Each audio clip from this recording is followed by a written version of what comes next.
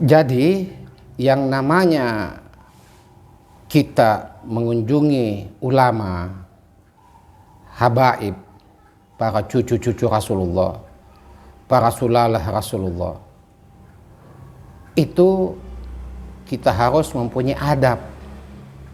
Ada adabnya. Jadi jangan kalian dengan hanya euforia, kasih sayangmu saja, cintamu saja. Saya pecinta habaib, saya pecinta sulalah Rasul, saya pecinta ulama. Kemudian di dalam menjalankan adab-adabmu itu, sewaktu kamu berhadapan dengan mereka, itu kamu tidak beradab. Nah, ini kadang ini kita tidak sesuai ya, kadang kita tidak sesuai itu.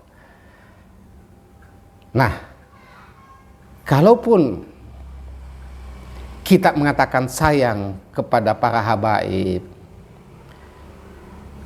kita berkunjung silaturahim ke mereka, sayang kepada para ulama, kemudian kita bersilaturahim kepada mereka, itu mesti ada adabnya, ada etikanya. Apalagi para kalian ini, Pak Sul ini selaku pimpinan, katanya mau ke tabarukan ke para habaib di Jawa ya, para ulama. Sulkarnain bilang sama saya, Puang, saya mau ke Jawa, khususnya ke Pekalongan, ke Abah Lutfi. Iya, saya bahagia, saya bilang silakan jalan. Tetapi ada adab-adabnya. Bagaimana adab-adabnya misalnya ya? Satu, kita menghadap ya, kita bertabaruk, kita bersilaturahim itu ke Abah Lutfi itu. Satu, camkan baik-baik ini penting ini. Apa? Satu, kita di hati kita tidak mengkultuskan seorang habaib, enggak. Tidak boleh kita mengkultuskan habaib. Tidak boleh kita mengkultuskan ulama. Tetapi kita masukkan dalam pikiran kita, dalam hati kita, bahwa kita sayang kepada mereka. Para habaib, para sulalatul Rasul, kita yakin betul bahwa ada darah sucinya Rasulullah masuk sampai ke dirinya. Itu mesti. Jadi olehnya itu kita sayang mereka. In kuntum tuhibbunallah wa rasul. Di Rasulullah itu enggak minta dikultuskan itu. Habib-habib itu enggak minta dikultuskan. Ini juga biasa umat salah paham. Wah, mereka mengkultuskan Habib. Tidak, itu tidak. Tapi kami menyayangi mereka. Karena dalam diri mereka ada darah sucinya Rasulullah sallallahu alaihi wasallam. Nah itu. Jadi kita silaturahim ke Habib Lutfi di Pekalongan ini. Katanya kapan itu ya? Oh, bulan depan ya? Oh iya. Silakan, para jamaah silakan. Cuman tadi, adabnya bagaimana? Satu, Puang Maka gimana adabnya ke Abah Lutfi? Satu, lihat kondisinya beliau. Jangan mentang-mentang dari Makassar, kemudian ya memaksakan untuk hari itu juga mesti ketemu, nggak bisa. Lihat kondisinya. Kalau beliau capek, kalau beliau banyak tamu, dahulukanlah dulu tamu yang sudah ada. Saya ini, Puang Maka ini biasa ke Pekalongan itu 3 hari baru ketemu Abah. 3 hari. 3 hari baru ketemu Abah. Kenapa bisa begitu Puang Maka? Sebab satu, saya tiba di Pekalongan, saya tanya dulu sama Habib Hussein, sama Habib Soleh. Ya. Abah ada enggak? Oh Puang, baru istirahat. Oh sedang istirahat. Oh iya. Enggak jadi lagi. Satu. Kemudian saya datang, wah sudah banyak sekali orang. Saya tanya kepada sekeliling, Bapak mau ketemu juga ya dengan Abah? Iya Pak, Kami ini dari Kalimantan. Kapan datang? Ya sudah 3 hari Pak. Ada katakan sudah 4 hari, seminggu. Itu dulu yang saya dahulukan karena mereka duluan datang.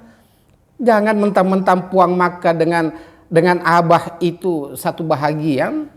Siapa Puang Makkah, siapa Abah Lutfi, kemudian seenaknya saja saya menyelonong masuk, nggak boleh. Tapi saya mesti mengedepankan mereka. Oh iya, Bapak dari mana? Oh saya dari Makassar Pak. Mereka nggak kenal siapa saya. Ya oke sudah. Jadi saya dahulukan mereka. Itu satu. Setelah kita ketemu Habib Lutfi, kita berada di depan beliau. Jangan duduk sampai berjam-jam di situ. Kasihan umat yang lain juga pengen. Bukan cuma kamu. Bukan Pak Zulkarnain aja ini Demabe ini mau ketemu. Bukan cuma Haji Tiro yang mau ketemu. Bukan Ustaz Imran. Bukan Puang Opi yang mau ketemu. Banyak umat yang pengen juga ketemu. Kasih juga kesempatan kepada mereka.